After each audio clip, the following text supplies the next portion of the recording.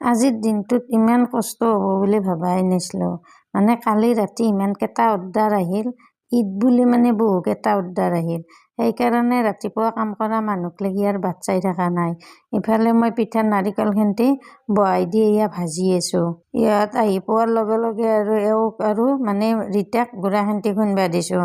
মানে ৰাতিপুৱাই 10টাতে অৰ্ডাৰ আছে, বহুখিনিয়ে অৰ্ডাৰ আছে, তাড়াতাড়ি দিব লাগিব যে, সেইকাৰণে আজি আৰু বোলো ৰক্ষাৰ সময় নাই, তুমি হ'লেও গুড়া চালা, মই যিহেতু পিঠাৰ নাৰিকল চালি আছোঁ। এয়া মণিক পিঠাৰ নাৰিকলখিনি চালিব দিছোঁ আৰু মই ইফালে মানে লাৰুৰ কাৰণে নাৰিকলখিনি ভাজি আছোঁ।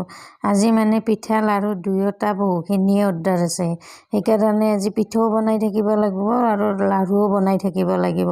তাড়াতাড়ি মই ইফালে মানে নাৰিকলখিনি ভাজি আছোঁ চেনি দি, মানে লাৰুৰ কাৰণে। তাৰ পাছতে মই আৰু ইফালে পিঠা বনোৱাত লাগিলোঁ, সিহঁতক লাৰুখিনি বনাব দিলোঁ।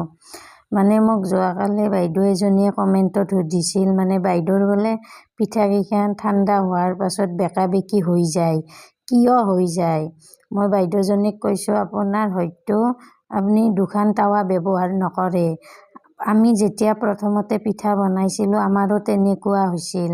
মানে এখন টাৱাতে পিঠাটো বনাওঁ আৰু চাইডে চাইডে গৰম হ'ব দিওঁ। দিয়াৰ পাছত কি হয়, পিঠাকেইখন যেতিয়া মানে নুমাই থওঁ গোটেই নাঙলৰ নিচিনাই ভাজ ধৰে। তাৰ পাছতে আমি কি কৰিলোঁ, দুখন টাৱা ব্যৱহাৰ কৰা কৰিলোঁ, মানে এখনত বনাওঁ আৰু আনখনত গৰম হ'ব দিওঁ। তেতিয়াৰ পৰাই আমাৰ পিঠাটো মানে ভাজ নালাগে আৰু ধুনীয়া চিধা হয়। আপুনিও পিঠা বনাওঁতে দুখন টাৱা ব্যৱহাৰ কৰিব। আৰু কেতিয়াবা কি হয়, মানে যদি আপোনাৰ গুড়াটো মানে দেওঁতে কম হয়, তেতিয়াও কেতিয়াবা পিঠাখন ভাজ ধৰে। গুড়াটো একেবাৰে কমকৈ নিদিব আৰু মানে মিডিয়ামত দিব, যাতে পিঠাখন দেখাতো ভাল হয় আৰু বেছি দীঘল নকৰিব, মানে মিডিয়ামটো কৰিব, তেতিয়া আপোনাৰ পিঠাটো কেতিয়াও ভাজ নধৰিব। আৰু দুখন টাৱা পাৰিলে ব্যৱহাৰ কৰক, তেতিয়া আপোনাৰ পিঠাটো ধুনীয়া হ'ব। ইহঁতো মানে স্কুলত পৰীক্ষা শেষ হ'ল যে, মায়াক হওঁ মই, মায়াকৰ ঘৰত মানে আলহী খাব আহিছে। আলহী খাব আহোঁতে মানে ৰাতিপুৱাৰ পৰাই লাৰু বনাব দিছোঁ যে, গোটেইকেইটা কৈ আছে মানে আজিৰ পৰাই আৰু নাহে, আৰু মানে আহিলেহে যে কাম কৰি থাকিব লাগে, সেইকাৰণে বোলে ইহঁতে আৰু নাহে, তাকে কৈ আছে। ইহঁতৰ মানে লাৰু বনাই বনাই আমনি লাগি গৈছিল, ইহঁতে বোলে লাৰু বনাইয়ে পোৱা নাই।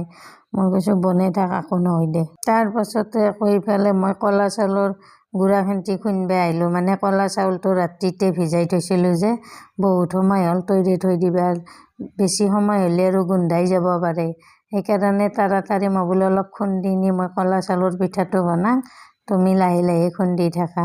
পিছে আমি গুড়াটো